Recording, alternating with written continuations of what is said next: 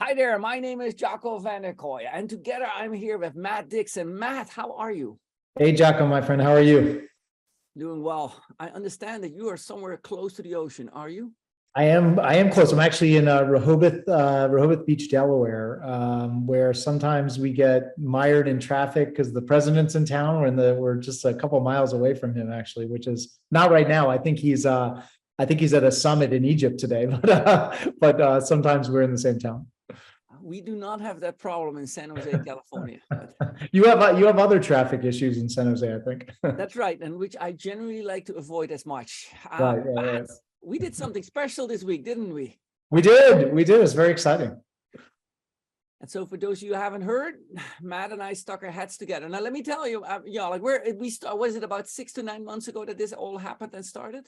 Yeah, I think that's about right. I think we were just kind of catching up and comparing notes on what we were both doing and what we're both up to and what we're seeing. And I think I told you about some of the new research, and then we kind of conversation sort of picked up, and here we are. And so we decided to do something together, which is exciting. And that's what we hear about today. I want to share with the folks, the combination of winning by design and the JOLT effect. What are we doing? How are we doing? What is happening? And so on. So obviously, like, we're super excited. But tell us a little bit about your research. You did research, and when you shared it with me, it was eye-opening. So tell me a little bit about what the research and the findings that you figured out. Yeah, that's all. As you know me well enough now. That's always a dangerous question because I don't think we have it. Let me give you the Cliff's Notes version. So, I think one of the most interesting parts about this research is we did the research using the pandemic as actually an occasion. It was an interesting time in sales, as everyone knows, that sales went 100% virtual overnight. And so we saw this, my co-author, Ted McKenna, and I saw this as a golden opportunity to study sales in a completely new way. And so we used modern technology, conversation intelligence, machine learning. We recruited several dozen companies, collected 2.5 million recorded sales calls, and studied those in a modern way. So think of it as almost like a modern version of what Professor Rackham did so many years ago with spin selling. So what we, it's a big data set. So there's lots of things we could have done. But the question that Ted and I were most interested in was this problem of no decision losses. When the customer goes through the entire buying journey with us, and then they end up, they say they want our solution. They say the status quo is suboptimal. They might do a pilot or a proof of concept trial. They get the buying committee on board. They run it through procurement and legal, and then they go radio silent or they ghost us. And it's always been this mystery to us in sales. And so that was what we decided to study. And more to the point, what do best salespeople do to avoid that? And so what we found was that the first thing we found, somewhat depressing, is about 40 to 60% of all deals are lost to no decision. And again, this is a huge productivity sink for the average salesperson and for the sales organization as a whole, when we think about the impact. But what's more interesting is what most of us do when the customer starts to disengage and pull away and go radio silent on us.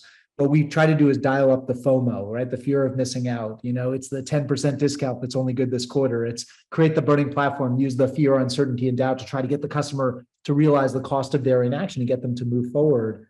And we found that technique actually backfires way more often than it works out, which was a real mystery to us. And when we dug into it, we found something fascinating. We found that no decision losses are actually created by two situations. The first one is that the customer prefers their status quo. And we've always known this in sales. Status quo is a powerful enemy.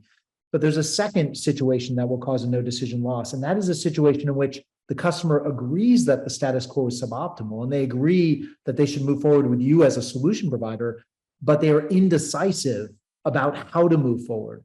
And specifically, what they're indecisive about is, have I picked the right configuration of the solution? Have I configured this proposal, the platform, in the right way? Have I done enough research about this big decision I'm being asked to make? And do I have enough assurance of success? Am I going to see the benefits, the ROI, the cost savings, the revenue generation, the market share growth, the employee engagement, whatever the outcome is that the vendor has sold them on? And those fears of failure are actually ultimately account for more of no decision losses. And this is a really powerful psychological effect. If I were to sum up, what I would say is, most salespeople have been taught to dial up the FOMO. But in fact, what they should be doing instead is dialing down the FOMO. And my kids say I'm too old to use cool acronyms like that, but FOMO is the fear of messing up. And it's the fear of messing up that actually causes customers to go radio silent, to disengage. And so the JOLT effect is about the playbook that best salespeople use to overcome that.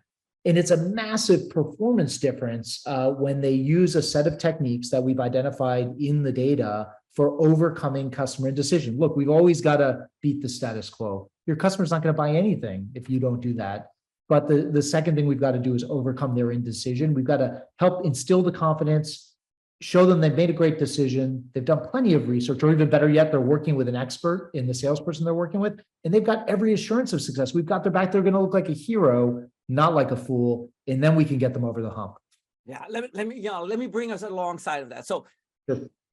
What we noticed, independently of your research, and not at the volume, but rather at the depth of insight by being in accounts deeper, what we notice is a very similar thing, and it lines up very well. So one is, we naturally represent recurring revenue opportunities, mostly all the SaaS service, and mostly in the fast growing, rapid growth kind of mode. Now, what happens in that industry, Matt, is that it primarily is innovation. So the companies we represent are innovative.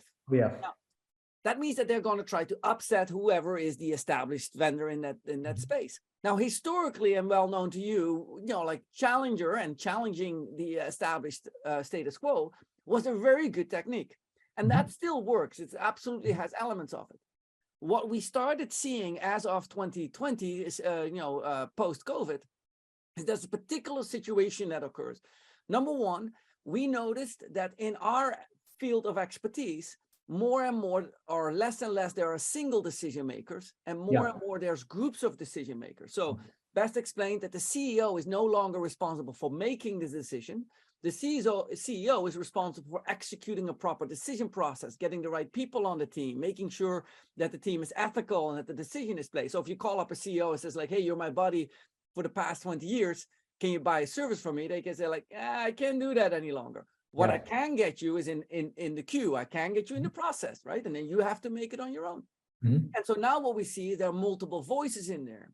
Now, what we then started to noticing, and particularly now during the downturn in the economy, which started, let's say about June of 2022, we noticed that indecision started to overtake any of the other reasons for a non-decision or for a decision that was not for those. The other thing that we know, and these are like trends that we did not anticipate, it addresses all opportunities, not just the big deals that get stuck at the last moment. We see that this happens across the entire decision process. So not just towards the end, or going from a three person vendor to the last ROI RFP process. No, it's all over the map, all over. And so suddenly we start to see is like, hey, this is becoming a widespread issue. And then last point, which I then like to hear your take on, is what you mentioned, the 3 reasons. Hey, we're going to go back and increase the discount to create a reason. Second, we're going to redo the ROI and give them a way bigger ROI. You must not have heard me, Mr. or Mr. Customer. My ROI is fantastic. And number 3, FUD. These 3 reasons are actually having an adverse impact, as you point, and they are almost strained exclusively. All of us training organization have always focused on training them on that, right? Pull on the impact, tell them there's more impact, pull on the critical event, and so on and so forth. And now what we see, that doing it that way has an adverse impact that needs to be completely understood. So that's where we're at. So that's where we bring up our ship alongside your ship right there. Yeah, you've hit on a lot of important points, Jacco. So just a couple of thoughts here. One, I think you're right. We are seeing a secular trend where these things that cause customers to become indecisive are multiplying by the day. Now, I think certainly the economic environment we're in right now, where even low-level purchases are heavily scrutinized, where cash is so important to preserve, there's so much budget scrutiny, more and more stakeholders showing up at the decision-making table and evaluating solutions. This is a really tough environment, but I think in some respects, it's almost a red herring, because all of the things that drive indecision, so the number of options, the amount of information, the risk of disruptive purchases like you're talking about, in a SaaS model, recurring revenue business, we're talking about innovative companies that are coming in and dislodging an established incumbent provider, which is the safe option, or potentially asking the customer to take on a new capability that they've never seen a need for before, right? And what in this environment, when you add all that together, they put their badge on the table and say, we need this solution. That's a really risky thing, right? And deep down, what people, I think what sales leaders realize is that if it's a choice between failing to change the status quo or missing out on a 10% discount, most customers are actually okay with that. What they're not okay with is losing their job because they messed up on one of those things, you know? So again, that fear of messing up is so much more powerful than the fear of missing out. So I think all of these things, all the vendors that, all the companies you work with, the providers you work with, they're all adding more options. There's so much information now about the solutions they offer, about their markets, their technologies, et cetera, their competitors, et cetera. And they're all trying to move up the value chain, trying to go from low-level transactional product sales up to stickier solution sales, long-term contracts, enterprise-wide deployments. Those things drive all of those causes of indecision. So these are like genies we can't put back in the bottle. And then you add the downturn on top of it, it's a perfect storm. Then I think the other thing you said, Jacco, which is really important, is that, look, all the things that WBD has been teaching its clients for years, that we talk about in Challenger, these are still really important things to be doing. Folks should, I think, recognize about the JOLT effect, and is that it is an overlay. It's a new playbook that adds to what you're doing today. So if you're doing Challenger, for instance, or you're doing almost any other sales methodology, you should keep doing that. And you should do that at a really high level, because the status quo is always going to be a very powerful enemy in sales. But now what we've realized is that's not enough. Now, to overcome indecision, you need this JOLT playbook in addition to whatever you do today. So I think sales leaders like that message, because most of them don't like throwing out everything they already built and drove excellence around. They want to keep getting better around that. And the message we're sending is, no, keep doing that, but recognize what you're doing is equipping your salespeople to beat the status quo, but you're not equipping them to overcome indecision. And unfortunately, you got to do both. Yeah. Yeah, I think that, and you know, to give you a practical example where what you just said maps up perfectly, right? Actually, I'll give you two examples. Sure. First example is that historically, what we offer customers and what many, you know, like our clients are offering their customers is give them options. Saying it's like, look, hey, you know, like, do you want the small, medium, or large option, right? And that puts the decision inside the customer's hands. Now, in an incredibly healthy market where there's plenty of money to spend, what you'll see that most companies will gravitate towards the medium option. Sure. They know they don't want the cheap, they don't want the full-fledged, and so they're going to go with medium. So in many cases, you know, enterprise service offering and sellers will offer three options, and they know the middle option is what we're really going to go for, right? Yep. So that's one example, and we can talk a little bit about what has changed there. And the second example, what we noticed is that historically, the standard playbook of an enterprise is, if a customer needs a solution, try to tack on as much as you can and make the offer as big as possible and give the discount, but roll everything in, because that purchase order is only going to fly through. And once the budget is in approval cycle, whether it's in there for $500,000 or $700,000, jam everything in there, right? Mm-hmm. These two scenarios are examples of things that have changed. And perhaps you can allude, you know, you point us into the book a little bit about what are the options on one side and make the deal as big as possible on the other side. What has changed there? Yeah, well, look, I think that the truth is most salespeople still, even in this environment, when they hear the customer talking themselves into a bigger solution where the ACV has gone from $100,000 to $500,000 to $1 million, like that is great news for the average salesperson, because they're seeing they're hitting their goal on this one deal. You know, this thing has become a whale, and it's amazing. I think what best salespeople realize that is a recipe for a few things. One is, especially in the current environment, that big deal is a deal that begets more and larger numbers of stakeholders to show up and scrutinize the deal and look at it. So the buying committee just got a lot bigger. The budget scrutiny, the ringer this is going to be run through has gone up significantly. If it's a $100K deal, that's one thing. If it's $1 million deal, that's a completely different thing.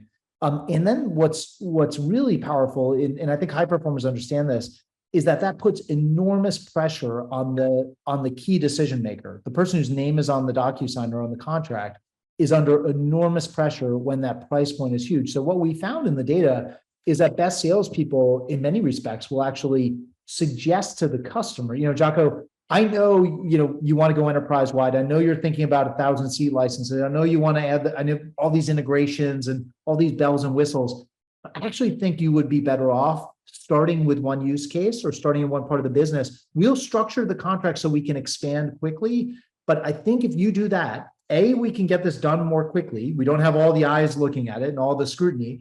And then B, you're actually you're not going to feel so much pressure yourself. We get some victories on the board, and then we can springboard from there and grow. And so what we found is high performers actually sell more over time by selling less upfront. But I think, the options you mentioned before, all these different options we put in front of customers, salespeople love that. I mean, it feels really good to say yes to every idea the customer comes up with. We have that integration, and that's coming down in the roadmap, and yes, like we just bought this company. Let me show you their capabilities. And no, they don't work together yet, but they will soon.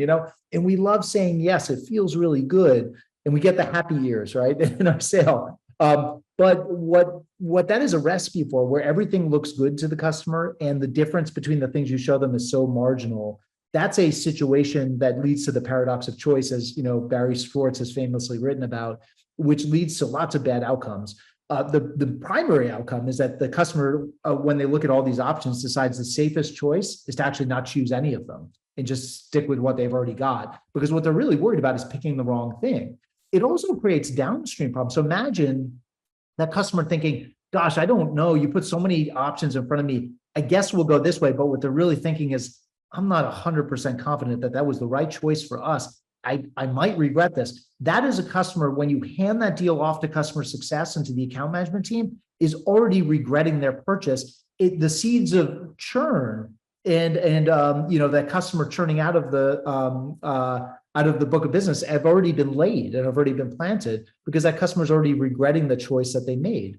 So, we've got to guide our customers to make better choices and instill that confidence. And also don't get, I'd say, baited into letting when the customer's eyes get bigger than their stomach, don't feel the urge to go along with them, because it'll ultimately create bad problems for you down the road, where they'll really wring their hands about, am I really going to get what I'm paying for? Because I could get fired. This is $1 million purchase, especially in this current environment. So. Yeah, this is, I'll give you, excuse me, an example of how we found this works.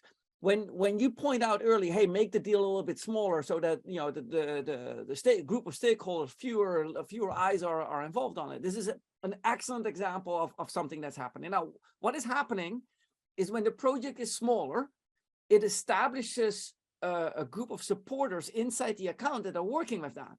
Yeah. That group now becomes advocates for your solution if you choose to deliver impact on that, if the customer experiences the impact of that project.